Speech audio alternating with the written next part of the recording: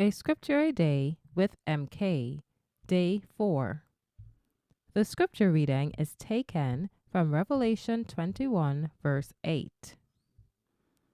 But the fearful and unbelieving, and the abominable, and murderers, and whoremongers, and sorcerers, and idolaters, and all liars, shall have their part in the lake which burneth with fire and brimstone, which is the second death.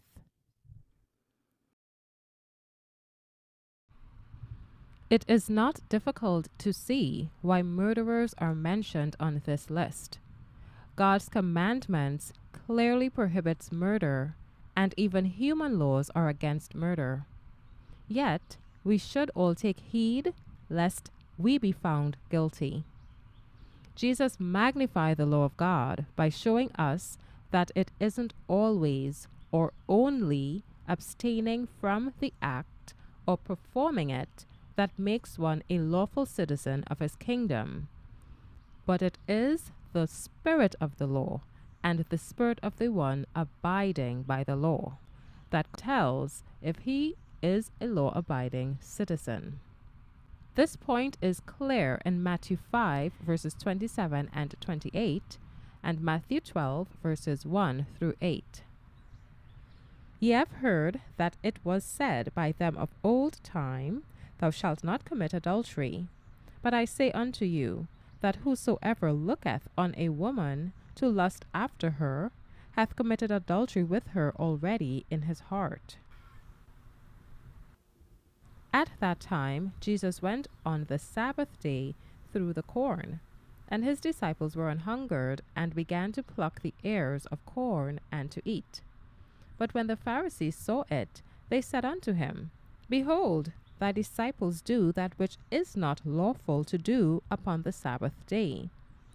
But he said unto them, Have ye not read what David did when he was an hungered, and they that were with him? How he entered into the house of God, and did eat the showbread, which was not lawful for him to eat, neither for them which were with him, but only for the priests? Or have ye not read in the law, how on the Sabbath days the priests in the temple profane the Sabbath, and are blameless? But I say unto you, that in this place is one greater than the temple.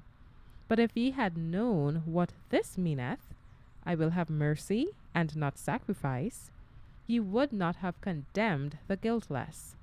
For the Son of Man is Lord even of the Sabbath day. And when he was departed thence, he went into their synagogue. And behold, there was a man which had his hand withered. And they asked him, saying, Is it lawful to heal on the Sabbath days? That they might accuse him.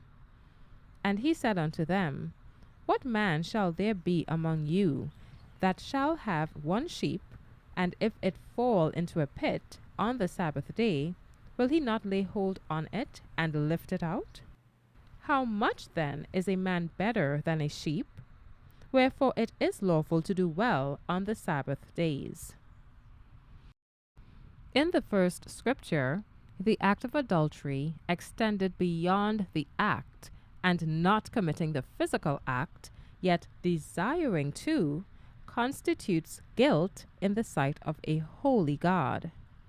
In the second scripture, the act constituted breaking the law in man's estimation, yet in spirit the disciples were guiltless before God. We must keep in mind that everything is plainly seen before God. Neither is there any creature that is not manifest in his sight, but all things are naked and opened unto the eyes of him with whom we have to do. Hebrews 4, verse 13.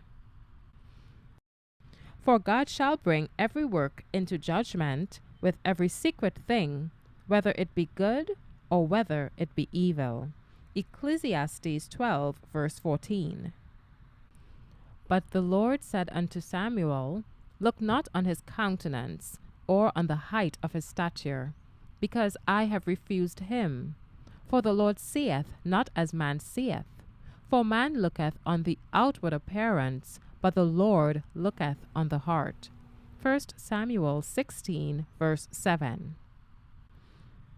In the judgment, God looks beyond the act, whether it is performed or not. He decides by looking upon the spirit of man what actuates his actions. A murderer in our text is one who willfully, intentionally ends the life of another. It is a physical act and is unlawful to do in any situation. The punishment for all unrepentant murderers is the second death. Thank you for listening.